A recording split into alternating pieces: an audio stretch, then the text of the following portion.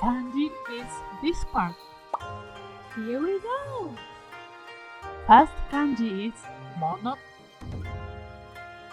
This image might help you memorize this kanji. There are all kinds of stuff hanging down from a clothesline next to a car. This is a modified version of kanji ushi, meaning cow.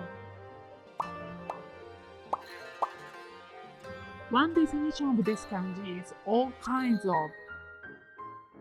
This kanji is mono. Then let's learn the definitions and how to read it. The definitions of this kanji are thing, object, matter. Onyomi is butsu, motsu. Kunyomi is mono. An example word is nimotsu. この荷物見ててくれる?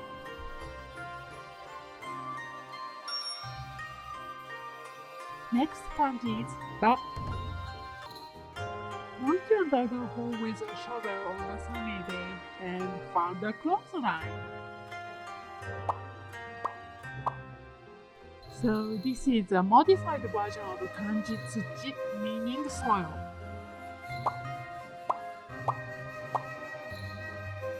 This is kanji hi, meaning sun. This is a shovel.